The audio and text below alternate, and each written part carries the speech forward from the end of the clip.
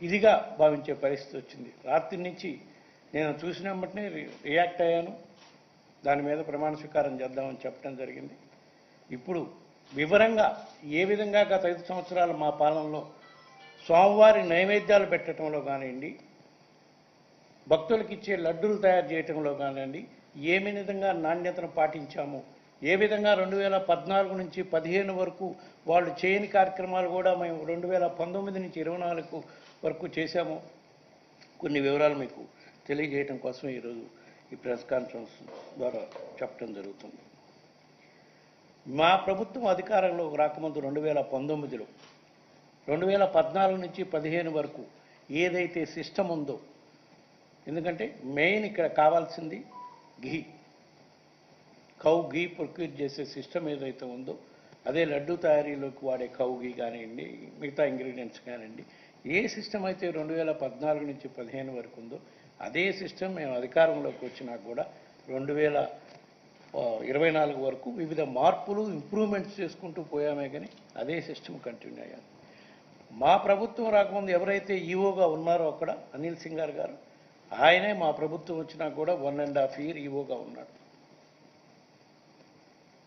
ఇంకా మేము భక్తులకు మెరుగైన సౌకర్యాలు చేయటం కోసం, పవిత్రతను కాపాడుకోవటం కోసం ఎన్ని మెరుగైన కార్యక్రమాలు చేశాము అంటే ఇందులో 2 భాగాలు ఆయన నిన్న మోపిన నెపంలో, ఒకటి స్వామివారికి సమర్పించే నైవేద్యంలో కల్తీ కార్యక్రమాలు జరుగుతున్నాయి అని చెప్పి నెపం మోపారు. స్వామివారికి సమర్పించే నైవేద్యం సుమారుగా రోజుకి 5 నుంచి 7 సార్లు ఏదో నైవేద్యాలు సమర్పించేదానికి ఉంటుంది.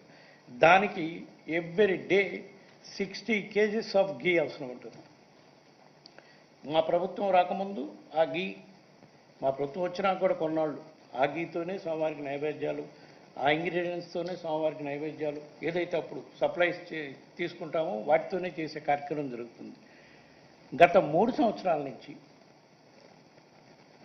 మేము ఇంకా 2 అడుగులు ముందుకు వెళ్ళి స్వామివారికి సమర్పించే నైవేద్యానికి ఘీ కానివ్వండి, వాడే ఇంగ్రీడియంట్స్ కానివ్వండి, అంటే రైసు, డాలు, ఇవన్నీ వాటెవర్, అంటే వివిధ రకాల నైవేద్యాలు సమర్పిస్తుంటారు స్వామివారికి. పొంగలు, పాయసం, రకరకాలుగా పులిహార సంబంధించిన ఐటమ్స్ అన్నీ కూడా స్వామివారికి సమర్పించే నైవేద్యంలో వాడే ఐటమ్స్, ఇంగ్రీడియంట్స్ అన్నీ కూడా మామూలుగా మార్కెట్ నుంచి కొంటే ఆ మార్కెట్లో దొరికే ఐటమ్స్ అన్నీ కూడా మామూలుగా పండించి ఎరువులు, పురుగు మందులు వాడిన పదార్థాలతో పండిస్తారు. వాటి వల్ల స్వామివారికి విషపూరితమైన నైవేద్యం సమర్పించే పరిస్థితి ఉంది.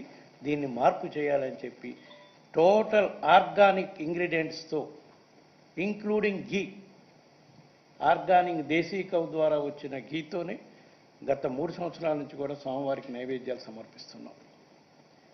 దానికి ఎగ్జాంపుల్, ఆ స్వామివారికి నైవేద్యాలు సమర్పించే ఘీకి ప్రత్యేకంగా ప్యూర్ దేశీ కౌస్ నుంచి ఘీ తీసే గోశాల రాజస్థాన్లో ఉంది, ఫతేపూర్లో.